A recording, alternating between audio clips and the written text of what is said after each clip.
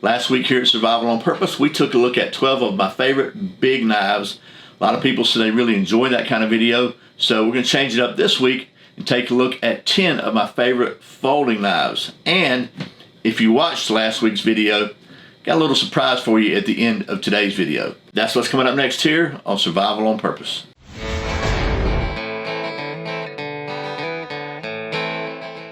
Welcome back to Survival on Purpose. My name's Brian. Thanks for joining me for another Sharp Saturday video where it's Saturday and we take a look at something sharp, or more accurately, this week, again, something's sharp.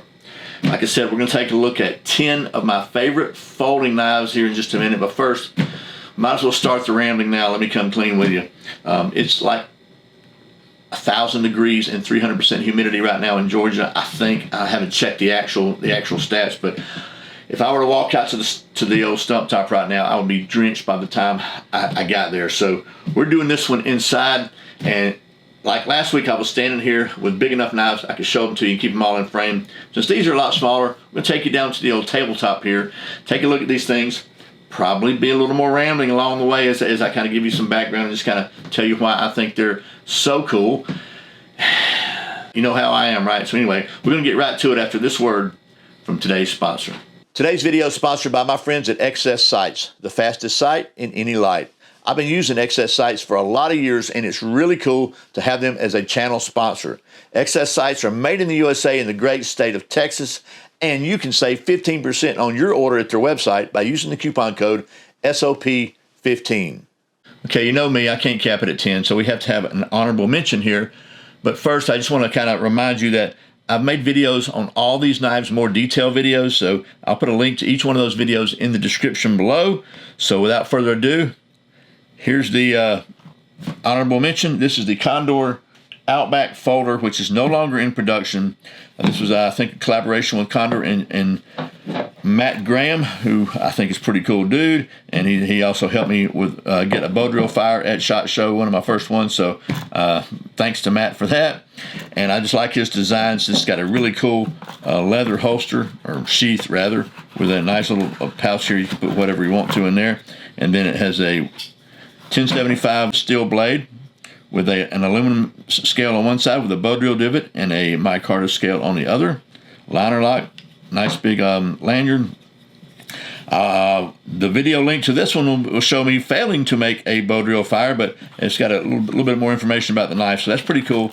Again, this is out of production, kind of a bummer, but I thought it was cool enough. I liked it to show it to you. So this is my honorable mention. Now, starting with the top 10, we're starting in no super particular order, but the closer we get to number one, the more favorite they are to me. We'll just start with this one. This is a really cool knife, and I like it just because it is so stinking cool, so smooth. It's a Boker Plus knife, the mini Kwaiken, and it's a Burnley design. And believe it or not, this thing is actually made in China. But still, I mean, it's just the precision on this thing. I wish you could, look, man, oh man, I just wish you could feel it. It is absolutely one of the absolute one of the smoothest actions on a flipper style I've ever seen. And it's not like assisted. There's no spring in here, right? It's just, it takes no leverage, it's just, man, so smooth. I really like the design and the style. It's just really, really a sweet, very nice little knife. And it's one of my, it continues to be one of my favorites. And the price on this one, if you find it online, you can. It's like $150, so not super cheap. We'll set it aside now. We'll go to number 9. And this is the Cold Steel Pocket Bushman. And I just really like this design for a couple reasons. First of all, it's a super solid folding knife. It's one of the most solid folding knives that I am aware of, partly because the action is so stiff in it, and it's folded over just like the Bushman knife, so it's kind of a one-piece handle.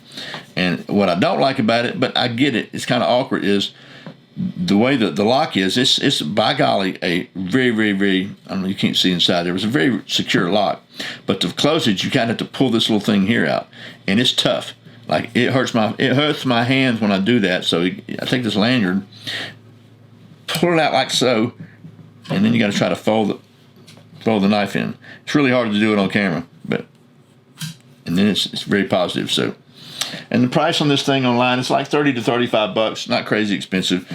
So pretty good, I think pretty good for a survival kit because it's a very, very big, strong, robust folder. And not a crazy price. So that's number 9. Number 8 is a not as big, but it's a very traditional knife. This is the Mercator Black Cat knife, and it's not any kind of a flipper. It's got a little thumb nick here, but mostly it's a two-hander opener with a nice little back spring lock. Very, very flat. Also with a folded handle, so it's kind of similar to the Pocket Bushman. I just really like this knife. It's super, super slim. No clips or anything. It's just a pocket knife. It's got a key ring or lanyard ring here, and the lock here on the back is like so. Push it down, comes up, and this is made in Germany, Solinger, and it's a very, very cool little knife. It's a very classic design. It's been around for a long time. Right now, these things are around 40 bucks on the old internet. I seem to remember this one being less when I got it, but one of the reasons it's one of my favorites is because I didn't buy it. A viewer sent it to me, said, "You'll really like this knife," and he was right. I really did. It's really cool. So it's the Mercator Black Cat K55, and that is number 8. Okay, number 7 is another very traditional knife. This is the Opinel number 9 from France. It's Opinel Carbone, and there are several different sizes. The number 9 is kind of closer to the top of the middle size range. Got this really cool lock here. It's just a barrel lock. It twists open like this, and then you can open the blade like so. And this is a carbon steel knife. And then to lock it, you just turn this little thing, and you can see it just goes down in front of the blade right there and doesn't allow it to shut, which is just really, really cool. This is carbon steel knife, very easy to keep sharp, kind of a full flat grind with barely a little secondary bevel. It's just so lightweight. This is one of the first knives that I bought when I started the channel and was really kind of getting into the whole bushcrafty thing. So the video link in the description below is going to be one of my very, very first videos, one of my really early videos. So you can probably get a good laugh about that. But these things are only like 20 bucks right now on Amazon still. And they've been making this same design since 1890 in France. So really, really, I like that knife a lot. And then again, not only can you lock it open, you lock it closed as well. So I like that. So that's the Opinel number 9. And that was number 7. So number 7 was number 9. Sounds like a Beatles song. Next, we'll go in at number 6 is the Buck 110, and this particular one is my 50th anniversary one I bought when they had it on sale for the 50th anniversary, and I think I paid like 50 bucks for it then. You can see it's got some patina on it now. I've had it for a few years, and this thing now goes for around, not the 50th anniversary, you have to find that probably on eBay or something, but just a standard Buck 110 goes for around 65 bucks, and it's absolutely just the classic folding hunting knife. It really is. It's just a clip point knife made in the USA, which is also cool, and a lockback. And it has a really nice leather sheath, so which is probably why this is tarnished. So that's the Buck 110, and I'll put links to 2 different videos below. On this one, there'll be a link to the first one of the 50th anniversary, and then I'll put a link to just a more recent review of the Buck 110. Moving right along, number 5. Number 5 is a really cool knife. I reviewed a while back. This is a Hubertus Springer, again from Solingen, Germany, and they call these Springers just like the original switchblade. They've got this lock here, so you basically, it's locked now. If you want to unlock it, you flip that lever down, pull it down, and you can close it, and then you can lock it back where it won't come open in your pocket. If you need to open it, flip that thing down, bam. Oh man, isn't that so cool? I mean, you know, and it's got a by golly spring in it too. So let me see if I can show you that on video where it looks a little better without jumping out of my hand. There we go. Pretty cool.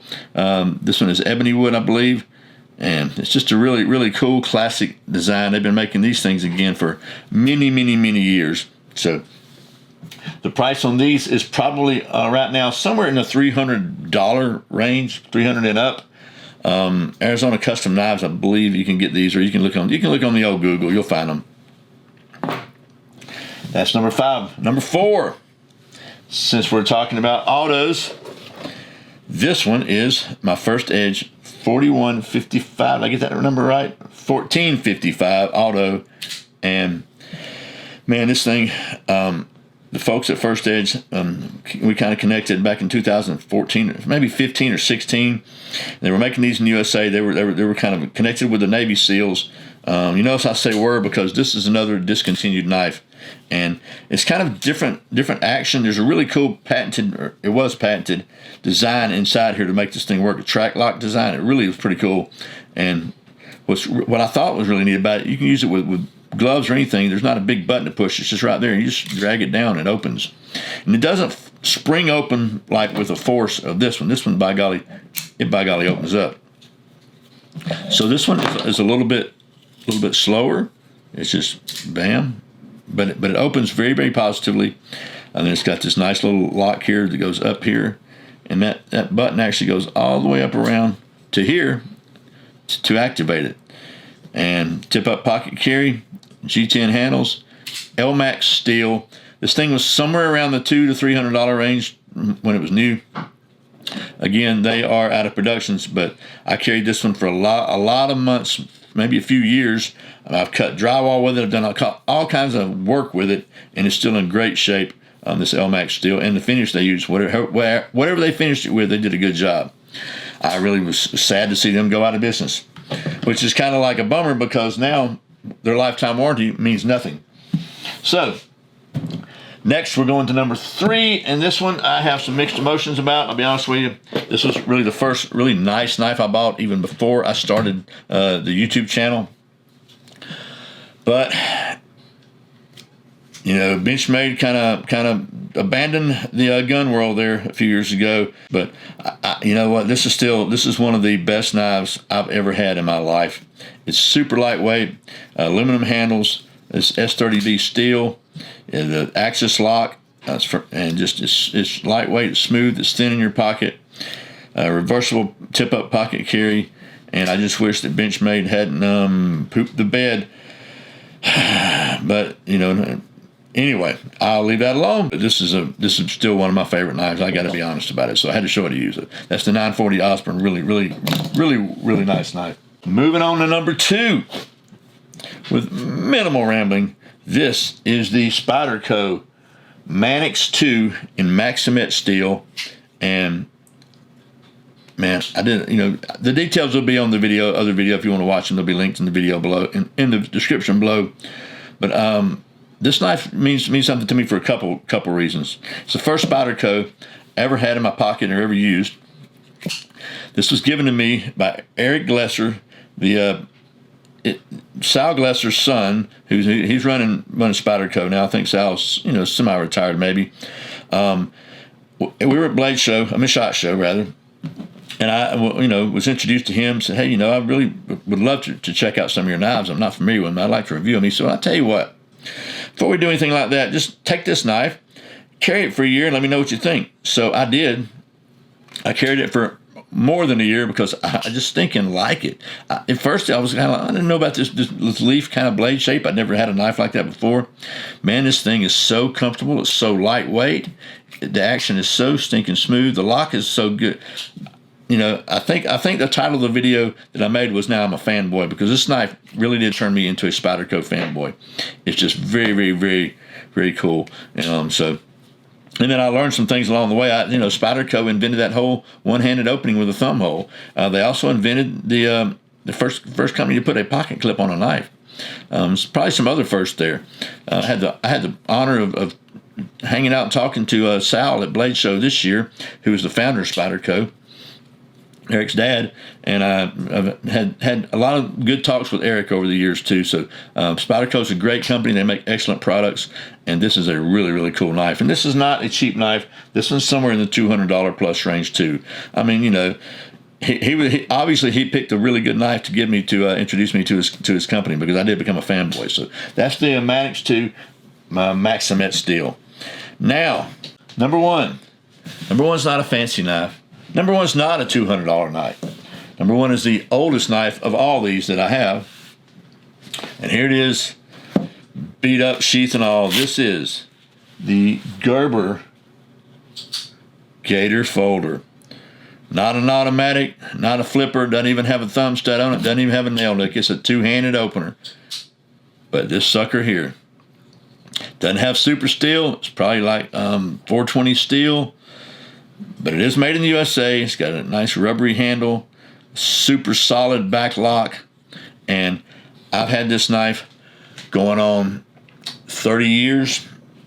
I used it in the Boy Scouts when my oldest son was in the Scouts. I used it when I was a Scoutmaster for years, and I retired it after a few years ago because I just had so many other knives to mess with. But this sucker here holds a lot of memories, and it's really nice, and it's probably around under $50 today even to buy, which is really, really a good price for such a good, just super solid, comfortable knife. So there you go. That's number one. That's the Gerber Gator folder. You probably thought it was going to be some kind of fancy, expensive knife, but no. This is the one. This is my favorite one out of all of these. But I said I had a surprise if you watched last week's video and stuck around to the end of this one. So the Swiss Army uses Chuck Norris knives. Anyway, like I said, if you watched last week's video about some of my favorite big knives, you may remember that I said there was one that certainly should have been on the list. It should have been near the top of the list, and I couldn't find it because it was packed up in a bunch of stuff I moved doing some remodeling. And I asked you to guess which knife you thought it was. A lot of people got it right. Maybe you did. Also, a lot of people guessed the Tops SBX. I think I got that right. The E.J. Snyder Skull Crusher that I reviewed several years ago. Unfortunately, that one went passed on down the line to some other reviewers, so I don't have one, but I do like that knife. And if you're not familiar with it, it's kind of like a Tops tracker knife that maybe fell into the radioactive waste and turned into a mutant, but it really is a nice knife. I like it a lot. But that wasn't it. I'm rambling again. So without further ado, maybe a little drum roll, only I don't have a drum. I found the knife that I was missing last week, so I thought I would show it to you. It is the ESEE Junglas. Yeah, made in the USA. Big old beast. Some people call it a machete. I just call it a big old knife. Man, I like this knife. And it's got this big old sheath with it too.